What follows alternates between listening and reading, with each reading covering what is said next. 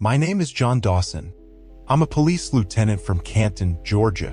In my 20 years on the force, I have dealt with some pretty rough characters. My family and I live in a small suburban house just outside the city. Although I spend most of my time in the hustle and bustle of downtown Canton, I've always been an outdoorsman at heart. I think that's because of my father. Every year during the summer, I would take time off work to go camping and hunting in the woods with my father and my two sons, Robert and Richard. Robert, my oldest son, was a bit of a troublemaker. Every other day, I'd get a call from his school's principal saying that Robert had been picking fights with other students. In spite of his violent tendencies, Robert loved to go hunting with me and my father. I taught him from a young age how to handle a rifle, and after only a month of practice, he was as deadly as a Marine sniper. Richard, on the other hand, was the polar opposite. Don't get me wrong, Richard was a good kid and always got the best grades at school. But when it came to the outdoors, Richard was never too keen on camping. He mostly liked to read sci-fi comics and stay up watching B-movies on weekends. He especially didn't like the idea of killing other animals for food or sport. Despite this, I would still bring him along with his brother. While Robert and I would go off into the woods to hunt deer, Richard would sit around at the campsite listening to his grandpa lecture on about fighting in the Korean War. Richard always seemed to like Dad's war stories, even when he went into the occasional gruesome detail about blowing a North Korean's head off with his rifle.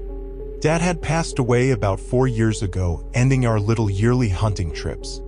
At the end of July, I decided to surprise my boys by doing something special before they had to go back to school. I had rented a weekend up at a campground in Blue Ridge. We were gonna have our first hunting trip in years. I fixed up the old family RV for the trip. The RV was spacious with a long walkway that ran down the full length of the motorhome. Behind the driver's seat was a small kitchen area with a sink, stove, oven, and refrigerator. A decent-sized dining booth sat opposite of the walkway just behind the passenger seat. On the other end of the side door was a small lounge area with a large window that allowed sunlight to pour through. Towards the rear of the motorhome was a small bedroom with a long pull-out bed and a bunk bed across from it with a moderately sized bathroom nearby. Robert was elated to hear the news. Richard was less than enthusiastic about going hunting. Then, I remembered there was going to be a meteor shower that weekend. Knowing Richard's love of space and sci-fi movies and the fact that we would have a good view of the shower from our campsite, I told Richard about the meteor shower. Immediately, his face lit up like a Christmas tree. The weekend soon arrived and we got up early Friday morning to finish packing. While Robert and Richard loaded up the camping gear, I prepared the guns for our hunting trip. I decided to bring my .308 Winchester rifle and my father's old single-barrel shotgun along with about 15 rounds of ammunition for each. We weren't planning on hunting too many deer that weekend, and since Robert and Richard hadn't practiced shooting in a while, I felt it best to go sparingly and save on ammunition. I also brought my Smith & Wesson Model 19 revolver as a backup along with an extra clip of ammunition. We got on the road at 8 in the morning and got to Union County within a couple hours. Union County was a large unincorporated community close to Blue Ridge. Aside from a few shops and gas stations, there was nothing but forest and farmland as far as the eye could see. We stopped for gas around 10:15. While I was pumping the gas, I noticed a crusty-looking old man in ragged clothing standing next to the gas station store. He was ranting on about strange beings arriving from space using the meteor shower as a front for their arrival. Richard seemed pretty unnerved by the old man, so I quickly finished fueling up and got us back on the road. In hindsight, I probably should have listened what the man said. We got to our campsite around noon. We unpacked our supplies, loaded our guns, and began our trek deeper into the woods. I gave Robert the rifle while Richard held onto the shotgun. Both of my sons understood basic firearm safety, so, under my supervision, I had little to worry about any accidental fire. As we reached a small clearing, we spotted a 3-point buck in the distance. Robert aimed down the scope at his target, making sure to account for the wind. With an exhale, Robert slowly squeezed off a round. The round hit the deer in one of its front legs. The wounded creature began to stagger away. Fearing he'd miss his chance, Robert quickly racked the bolt to chamber a new round and fired it into the deer's head, finally dropping him. With the noise of the gunshots driving the other animals deeper into the forest, we decided to haul back our prize to the campsite. I told my two sons that the steer would be our dinner for the day and that Robert would need to clean it since it was his kill. I pulled out my hunting knife and showed Robert how to skin and gut the carcass. With a little time, Robert soon flayed the carcass like a professional butcher. Richard was understandably troubled by the sickening sight of his blood-stained brother butchering the deer. He turned away with a pale, anguished look on his face. Later that afternoon, I cooked us some venison burgers on the stove in the RV. We lounged in front of the RV and ate our dinner as the sun slowly set in the sky. Surprisingly, Richard enjoyed the burgers and, with the golden sky giving way to the star-spangled blackness of night, was in awe of the beauty in front of him. For the first time, it seemed like he really enjoyed coming with us on this trip. As sky grew darker, we could finally see the meteor shower. We were all taken back by the glistening balls of blue-tinted light raining down from the heavens above. As Robert and Richard continued taking in the starry spectacle, I couldn't help but think about Dad. He would have loved to have seen his two grandsons enjoying the outdoors together. After an hour, it was time for us to get ready for bed. We cleaned up our mess so as to not attract any animals foraging for food. We went to bed a little after 9. Richard slept above Robert in the bunk bed while I lay on the pull-out bed across from them. As I felt myself nearly falling asleep, I was jolted awake by a small explosion in the distance.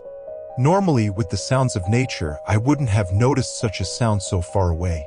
But as I sat up, I realized the forest was eerily silent around our motorhome. There were no crickets chirping in the grass or owls hooting in the trees above us. Richard and Robert were still asleep in their beds. The fatigue of the long drive meant that hardly anything could pull them from their slumber. I quickly crept out of bed to the side door. I grabbed the flashlight and shotgun, fearing it might have been a bear or some other large creature that made the racket. I slowly creaked the door opening and walked out in front of the motorhome. The forest was ominously dark as even the stars had receded in the void of blackness. I slowly looked around with my flashlight, the shotgun propped against my shoulder ready to fire. After about a minute of silence, I breathed a sigh of relief and turned to head back inside when I heard something unusual, a strange series of erratic clicking noises. It sounded otherworldly, like no animal I had heard before. As I turned toward the source, I realized the noise was coming from the back of the RV. I slowly crept along the wall of the motorhome and peeked around the corner. What I saw made my blood run ice cold. I tried to scream but was too paralyzed in fear to utter a sound. Standing in front of the small bedroom window was a tall, thin creature. Its long, lanky arms hung so low that its knuckles nearly touched the ground. Its skin was a pale gray color like charcoal after it's burned all the way down. It had a large, elongated head, seemingly too big for its scrawny neck to support it. It lacked any lips as its yellow teeth locked in a permanent grit. Its most noticeable feature was its large, pupilless eyes, even blacker the darkness pervading the forest. It leaned up and stared through the window with an unrelenting gaze. As I could feel my palms becoming clammy with sweat, my flashlight slipped out of my hands and hit the ground with a thud. The creature suddenly turned and was soon staring at me with the same unrelenting gaze as before. I stood frozen as the creature paused to stare at me. Then, it began to lumber towards me with its lanky legs. Immediately, I regained control of my nerves and fired the shotgun right at the creature, knocking him back against the ground. My ears were ringing from the gunshot as Robert and Richard ran out of the RV to find me standing over the fallen creature. Green blood oozed from the pellet holes in its abdomen. As we contemplated what kind of creature this was, we heard rustling from the bushes near our RV followed by more erratic clicking sounds, now merging together into a cacophony of clicks and grunts. Immediately, we ran back inside our motorhome and locked the door. I unplugged the refrigerator and pushed it against the door. As we looked through the large window, we could see over a dozen of those things lumbering closer to our motorhome. Robert and Richard ducked behind the dining table as Robert grabbed the rifle and fired through the window. I leapt to the driver's seat to get the engine started when I heard a new sound, the sound of feet against something metallic.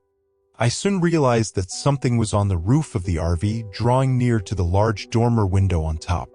As the window slid open, Richard grabbed the shotgun and fired up at the roof. I looked to the window next to my seat just in time to see one of the creatures falling off the roof with a loud thud. Richard had never shot anything before, but somehow, in the heat of the moment, his survival instincts kicked in as he joined Robert in holding off the besieging creatures as they continued advancing toward our motorhome. I continued to try and start the engine, but to my horror, the starter motor began to click rapidly, indicating that the battery was dead. There was no way to jump-start the motor with those creatures still outside. As we grew lower on ammunition, the creatures swarmed from all sides and began to beat on the walls and windows furiously. It seemed that we were done for. Suddenly, I was blinded by a bright light pouring in from the windshield through the darkness. I soon realized it was an old pickup truck. The driver door swung open as a Molotov cocktail soared through the air and landed in front of our side door, causing the creatures to recoil and shriek in fear of the roaring flames. Soon after, a familiar and crusty-looking face emerged from the truck. It was the old man from the gas station we saw earlier that day. Immediately, the old man popped the hood of his truck and grabbed a pair of jumper cables from the back. "Quickly," he shouted, before the flames died down. "It's the only thing they seem to fear." Immediately, I popped the hood of my RV and watched the man frantically attach the jumper cables to the batteries of both vehicles. Suddenly, I saw one of the creatures sneaking up behind the old man. I immediately drew my revolver and fired, downing the creature before it had a chance to strike. The man gave me a nod of gratitude before hopping back in his truck and revving his engine. I tried the key again and finally managed to start the engine on the RV. Just then, the flames from the Molotov cocktail died down as more of those creatures emerged, scowling with anger. The man climbed into the bed of his pickup and began firing at the creatures with an old lever-action rifle. We continued firing to stave off the horde but soon ran out of ammunition. The man then motioned us to go on and leave him. I hesitated for a moment, not wanting to leave him behind, but with the creatures breaking through the windows, I reluctantly maneuvered past his truck and drove off, not caring that the jumper cables were still attached to our battery. Richard looked back one last time through the bedroom window as the man was tackled by the horrendous horde. I don't think I took my foot off the gas until we were back near our neighborhood. We got back home around midnight. Apart from our battered and dented RV, all of us survived uninjured. I doubt any of us slept the rest of that night. The following Monday, I returned to work at the station. Shortly afterwards, the captain handed me a missing persons report for Union County. When I read the file, I couldn't believe my eyes. The report was for the old man that saved our lives. I didn't tell the captain, or anyone for that matter, about what happened that weekend. No one would believe what we saw. Heck, I'm not even sure I believed it. Over the next week, I oversaw the investigation to try and find the man. As we combed every inch of the forest, we could find no trace of the man or his pickup truck. Only a trail of tire tracks in the dirt was found. Soon after, a convoy of unmarked black sedans drove onto the scene. A group of shady men dressed in black suits and brandishing badges emblazoned with the Seal of Justice Department emerged from their vehicles and announced that they would take over the investigation. It seemed strange considering that the captain never told us that the FBI was taking charge or that no other branch of law enforcement was notified of the investigation, not even the State Patrol. But we all went along with it. I don't think the rest of my men even knew the true nature of what happened or how deep the iceberg was. Before leaving, I managed to find something at the edge of the forest clearing. It was a dented lever-action rifle stained with green blood. I decided to keep it as a memento. I'm not sure what drove me to keep a piece of evidence from the rest of the investigators. Maybe I thought it wouldn't have made much of a difference in aiding the investigation, or perhaps I wanted to keep it to remember the unnamed man who gave his life to save my family. I still don't know what those things were or why they attacked us. I can only guess that they were in fact invaders from space. When I heard that initial explosion that night, it must have been one of the meteorites they had traveled on. The old man must have been trying to warn us back at the gas station through his seemingly insane rantings. I guess you really can't judge a book by its cover. I don't know what made him come to our aid, but I'm glad he did. We wouldn't be alive right now if it wasn't for him. I just hope no one else would come face to face with such horrid beings. Personally, I think I'm done with the great outdoors for a while. I said before that I had busted some pretty rough suspects during my career. But those creatures were unlike anything I ever faced before. And so, I leave with this. If any of you decide to go into the woods for hunting or camping, stay safe and stay vigilant. For I can say that despite my experience enforcing the law, there is only one law that all living creatures live by in the wild. And that is the law of survival.